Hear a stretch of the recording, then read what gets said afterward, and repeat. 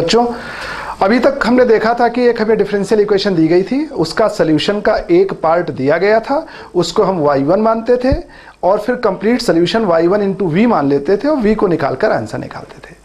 Question में solution का एक पार्ट दिया रहता था।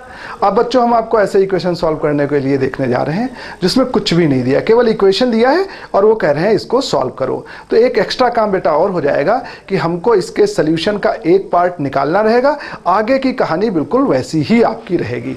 ठीक है बच्चों, तो चलिए अब आप देख लो, जैसे आपको ये डिफरेंशियल इक्वेशन सेकेंड ऑर्डर का दिया गया है बेटा, d2y by dx square plus p dy by dx plus qy is equal to r, और आपसे इसको सॉल्व करने के लिए कहा गया है, सॉल्यूशन का एक पार्ट दिया ही नहीं गया है। तो बच्चों अब हम आपको कुछ टेक्निक्स बताते हैं जिससे सॉल्यूशन का एक पार्ट आप निकाल लेंगे। नहीं भी दिया है तो इक्वेशन के हिसाब से सॉल्यूशन का एक पार्ट आप निकाल लेंगे और आगे करने का प्रोसीजर बिल्कुल वही हो जाएगा जैसा पिछला क्वेश्चन हमने किया था। ठीक है, तो चलो हम आपको बताते हैं कि केवल हमारा इक्वेशन ये दिया गया है तो इसके सॉल्यूशन का एक पार्ट हम कैसे निकालेंगे। हम एक काम करेंगे बेटा, हम इसमें चेक करके देखेंगे, हम इसमें ये चेक करके देखेंगे क्या बच्चों 1 प्लस पी, पी ये है 1 इसका कोएफिशिएंट है, d2y बाई dx का स्क्वायर का कोएफिशिएंट, dy बाई dx का कोएफिशिएंट और y का कोएफिशिएंट, इन सब का सम क्या 0 के बराबर आ रहा है। यदि इन सब का सम 0 के बराबर आ रहा है, यदि ऐसा है तो फिर बच्चों इसका हम मतलब निकालते हैं। इसका मतलब निकलता है then e to the power x is 1 part of solution. ये इसका मतलब निकलता है कि इसका एक पार्ट जो है सॉल्यूशन का होगा आपका e to the power x। और यदि ऐसा नहीं है बच्चों तो फिर आप ये चेक करके देख लो क्या 1 माइनस पी प्लस क्यू ये 0 के बराबर है। यदि बच्चों यहाँ माइनस कर दिया, यदि ये 0 के बराबर है तो इसका मतलब है e to the power minus x इसके सॉल्यूशन का एक पार्ट होगा। और आपने देखा बच्चों ये भी यदि 0 के बराबर नहीं है, ठीक है ना, तो फिर आप ये चेक करके देखो क्या, देखो दो चीजें आपने ये देख ली, फिर आप ये चेक करके देखो क्या 4 प्लस 4p प्लस q ये 0 के बराबर है बच्चों। यदि ये 0 के बराबर है तो e to the power 2x जो है इसके सॉल्यूशन का एक पार्ट होगा, ये आप देख लो बच्चों। और यदि ये भी 0 के बराबर नहीं है तो फिर आप देख लो क्या 4 माइनस का 4p प्लस q 0 के बराबर है। यदि ये 0 के बराबर है तो e to the power minus 2x solution का एक पार्ट होगा। और यदि ये भी 0 के बराबर नहीं है तो फिर चेक करके देख लो क्या p प्लस qx ये 0 के बराबर है। Okay, p plus qx check करके देख लो बच्चों, ये आपका p हो गया, ये आपका q हो गया। यदि p प्लस qx 0 के बराबर है तो x इसके सॉल्यूशन का एक पार्ट है, x इज 1 पार्ट। ओके, तो इस तरीके से बच्चों हम निकाल लेते हैं। अब ज्यादातर हम आपको बता दें बेटा, एग्जाम में जो क्वेश्चंस आते हैं उसमें या तो ये वाला आपका 0 आ जाता है या फिर ये वाला 0 आ जाता है। ज्यादातर प्रश्नों में या तो यहां से हमको सॉल्यूशन का एक पार्ट मिल जाएगा या बच्चों इसमें से सॉल्यूशन का एक पार्ट मिल जाएगा, या तो हमारा ये सॉल्यूशन का एक पार्ट मिल जाएगा या ये सॉल्यूशन का एक पार्ट मिल जाएगा। और जब हमको सॉल्यूशन का एक पार्ट मिल जाए बच्चों तो फिर आगे हम बिल्कुल पुराने वाले मेथड से सॉल्व करके इसका आंसर निकाल लेंगे। ठीक है, तो आप सबसे पहले ये चेक करेंगे सॉल्यूशन का एक पार्ट क्या है। कुछ भी नहीं दिया गया है, हमें नहीं पता सॉल्यूशन का एक पार्ट क्या है, तो हम ये वाली टेक्निक्स लगाएंगे, इससे सॉल्यूशन का एक पार्ट निकाल लेंगे और उसके बाद में बच्चों सॉल्व करने का वही पुराना मेथड जो अभी हमने डिस्कस किया था वो मेथड आप अप्लाई कर। ठीक है बच्चों, तो चलिए अब इसका हम एक क्वेश्चन लिखते हैं तो बात और क्लियर हो जाएगी बेटा। तो चलो अब हम एक क्वेश्चन देखेंगे जिसमें हमें केवल क्वेश्चन दिया गया है और हमको कुछ भी नहीं दिया गया है, कोई भी सॉल्यूशन का पार्ट नहीं दिया गया है। तो पहले हम ये जो तरीके हमने बताए हैं इन तरीकों से गेस करके सॉल्यूशन का एक पार्ट निकाल लेंगे और आगे फिर करने का बच्चों हमारा वही तरीका होगा, उसी तरीके से हम सॉल्व कर लेंगे बेटा। ठीक है, तो देखो बच्चों यहाँ पर हम जैसे एक क्वेश्चन लिख रहे हैं, x d2y by dx square, बड़ा इंपॉर्टेंट क्वेश्चन कई बार एग्जाम में आ चुका है बेटा। x d2y by dx square, x d2y by dx square minus 2x minus 1 dy by dx minus 2x minus 1 dy by dx, x d2y by dx square minus 2x minus 1 dy plus x minus 1 plus x minus 1 into y plus x minus 1 into y is equal to e to the power x. ये question बच्चों RGPB में 7-8 बार आ चुका है। RGPB 2005 में, 2007 में, 11 में, 13 में, 10 में, इतनी बार ये क्वेश्चन, अकेला क्वेश्चन एग्जाम में रिपीट हो चुका है बच्चों। सिर्फ ये क्वेश्चन दिया गया, इसको सॉल्व करने के लिए कहा गया और कुछ भी नहीं दिया गया। आपको क्वेश्चन दिया गया x d2y/dx² माइनस का 2x - 1 dy/dx plus x - 1y = e⁻x। अब बच्चों हमें सबसे पहला काम ये होगा कि हम इसमें से ये पता करें कि इसके सोल्यूशन का एक पार्ट क्या है। सोल्यूशन का एक पार्ट पता हो जाए फिर तो अपना वही पुराना तरीका वैसे ही करते चले जाएंगे और बच्चों हम आंसर निकालेंगे। तो देखो सोल्यूशन का एक पार्ट पता करने के लिए सबसे पहले हम इसको स्टैंडर्ड फॉर्म में लिख लें। स्टैंडर्ड फॉर्म में लिखने का मतलब x से इसको डिवाइड कर लो, d2y/dx² का कोफिशिएंट यूनिटी बना लो। तो x से हमने इसको डिवाइड कर दिया तो यहाँ पे आ जाएगा माइनस का 2x - 1, x से हम डिवाइड कर रहे हैं तो यहाँ पे अपना dy/dx आ जाएगा।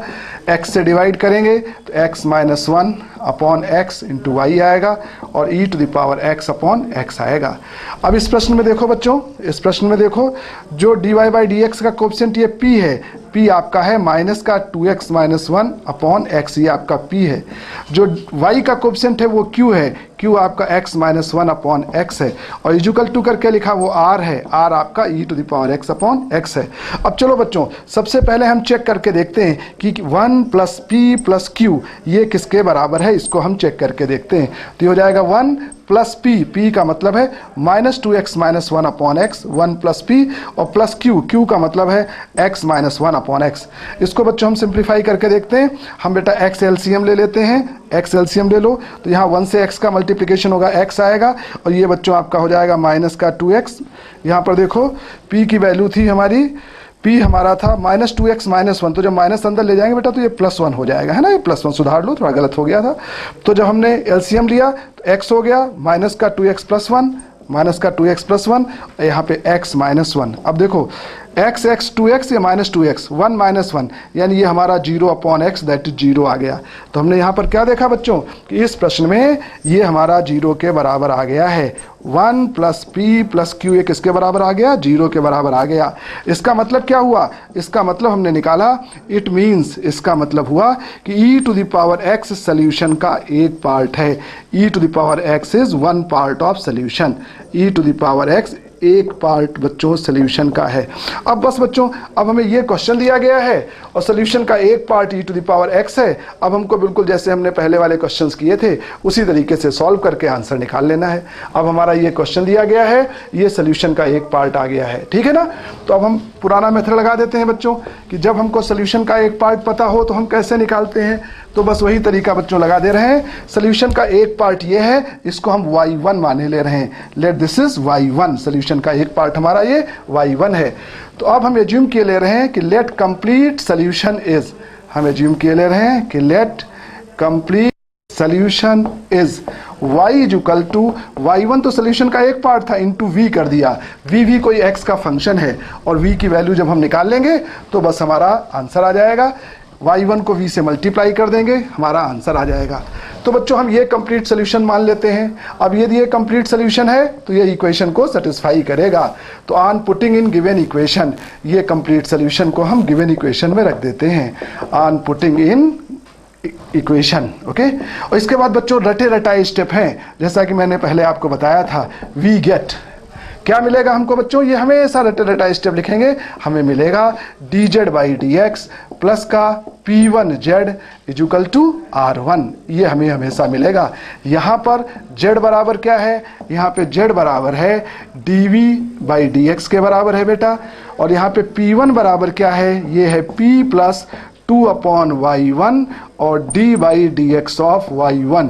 और यहाँ पे r1 बराबर क्या है, r1 बराबर है r/y1। तो चलिए बच्चों अब यहाँ से सबसे पहले हम p1 निकालेंगे और r1 निकालेंगे और वो वैल्यू यहाँ पर हम रखेंगे। तो चलो पहले हम p1 निकाल लेते हैं। ये p है, ये q है, ये r है। तो हम यहाँ पर जब p1 निकालेंगे तो देखो p1 का फार्मूला हम यूज करेंगे बच्चों। यहाँ पर p1 का फार्मूला क्या है, देखो बेटा यहाँ पर p1 का हमारा ये फार्मूला है ना।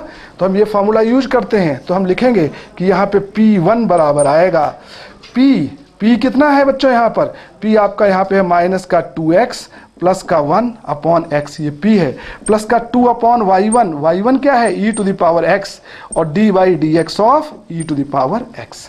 ओके, अब इसको थोड़ा सिंप्लीफाई कर लो, तो ये बराबर होगा -2x अपॉन x कर ले तो ये -2 बचेगा, प्लस का 1 अपॉन x बचेगा, 1 अपॉन x बचेगा, देखो इसके नीचे इसको किया तो -2 बचा, यहाँ 1 अपॉन x, और यहाँ 2 upon e to the power x, 2 upon e to the power x, e to the power x का differentiation e to the power x, e to the power x, e to the power x cancel, यानी ये आपका -2 बचेगा, 1 upon x बचेगा, और ये plus का 2 बचेगा, ये कैंसिल, यानी ये 1 अपॉन x के बराबर आ गया। तो बच्चों P1 की वैल्यू हमारी आ गई 1 अपॉन x, यानी हमें यहाँ पर P1 1 अपॉन x के बराबर आ गया, राइट। अब बच्चों हम R1 और निकाल लेंगे, R1 की वैल्यू बच्चों और निकाल लो। तो R1 क्या होता है बेटा आपका, R1 का क्या फॉर्मूला है, R1 बराबर आपका होता है R अपॉन Y1। R इस प्रश्न में क्या दिया है बेटा, R देखो क्या दिया था, R दिया था e to the power x upon x, इसको Y1 से डिवाइड कर दो, Y1 आपका क्या है e to the power x, y1 क्या है आपका e to the power x, तो इसको आप डिवाइड कर देंगे तो ये किसके बराबर आ जाएगा, 1 अपॉन x के बराबर आ जाएगा, यानी R1 की वैल्यू भी 1 अपॉन x के बराबर आ गई, R1 की वैल्यू भी 1 अपॉन x के बराबर आ गई। अब बच्चों ये जो वैल्यू आपकी आ गई हैं, इनको इस इक्वेशन में रख दो, सिंप्लीफाई कर लो और आंसर निकाल लो, ठीक है। तो अब ये जो हमारी वैल्यू आई हैं P1 की और R1 की, ये वैल्यू हम इस इक्वेशन में रख देते हैं, ठीक है बच्चों। P1 और R1 की जो वैल्यू आई हैं उनको आप इस इक्वेशन में रख दो, तो आपको मिलेगा dz by dx plus 1 upon x into z, R1 की जगह कितना आएगा 1 अपॉन x, ये लीनियर डिफरेंशियल इक्वेशन है, तो इसका इंटीग्रेटिंग फैक्टर निकालो e to the power integration of 1 upon x dx, तो ये बराबर हो जाएगा e to the power log x, यानी ये सिंपल x के बराबर आएगा, तो इसका इंटीग्रेटिंग फैक्टर x के बराबर आएगा। तो इसका सोल्यूशन क्या होगा, सोल्यूशन का फार्मूला लिखो, z into integrating factor is equal to integration of q into integrating factor और यहाँ पर dz प्लस c, तो हो जाएगा z इंटू इंटीग्रेटिंग फैक्टर इसका कितना है बच्चों, इंटीग्रेटिंग फैक्टर क्या है x, यहाँ पे बेटा dx होगा, dx कर लो है ना, integrating factor x, integration of q, q कितना है 1 upon x, integrating factor x dx plus का c, x x कैंसिल, तो zx is equal to dx का इंटीग्रेशन करेंगे x प्लस c, तो ये आपका zx इसके बराबर आ गया। या आप इसको ऐसा भी लिख सकते हो, आप इसको ऐसा भी लिख सकते हो कि आपका ये आ गया बच्चों, यहाँ से देखो z इज इक्वल टू आ गया x plus c upon x, यानी 1 प्लस c अपॉन x। अब z क्या है, z आपका dB बाई dx के बराबर है, तो z की जगह अब आप dB बाई dx रख दो, तो z की जगह हमने रखा dV बाई dx, तो ये हो जाएगा 1 प्लस c अपॉन x, तो dV बराबर हो जाएगा 1 plus c upon x dx। अब इसको दोनों तरफ इंटीग्रेट कर दो, तो जब हम इसको दोनों तरफ इंटीग्रेट करेंगे तो हमको यहाँ पर dV का इंटीग्रेशन आ जाएगा v, 1 का x आ जाएगा, और प्लस का c 1 अपॉन x का इंटीग्रेशन log ऑफ x, और एक इंटीग्रेशन कांस्टेंट c1, ये बच्चों हमारा v आ गया। अब आप आंसर लिख दो, आपने क्या एज्यूम किया था, आपने एज्यूम किया था कि कंप्लीट सोल्यूशन होता है y is equal to y1 into v, तो कंप्लीट सोल्यूशन आएगा y1 आपका e to the power x है, और b आपका आ गया x c log x plus c1, ये इसका कंप्लीट सोल्यूशन हो गया। तो बच्चों अब इस तरीके से हम ऐसे प्रश्न सॉल्व करेंगे कि जिनमें हमको सोल्यूशन भी नहीं मालूम होगा, तो हम सोल्यूशन का एक पार्ट पहले निकालेंगे, और सोल्यूशन का एक पार्ट निकालने के बाद इस तरीके से हम पूरा सोल्यूशन ज्ञात कर लेंगे। तो जब कभी भी ऐसे क्वेश्चन हो जिसमें केवल आपको दिया गया है कि इस डिफरेंशियल इक्वेशन को सॉल्व करो, तो बच्चों चेक कर लेना क्या 1 प्लस पी प्लस क्यू 0 के बराबर है, तो इसका मतलब सोल्यूशन का एक part y equal to e to the power x है। नहीं तो आप 1 माइनस पी प्लस क्यू क्या 0 के बराबर है, तो y equal to e to the power minus x is 1 part of the solution. उसके बाद फिर चेक करना p प्लस क्यू एक्स क्या 0 के बराबर है, तो y equal to x is 1 part of the solution, और उसके बाद करने का बच्चों ये तरीका होता है। इस तरीके से हम ऐसे क्वेश्चन सॉल्व कर लेंगे।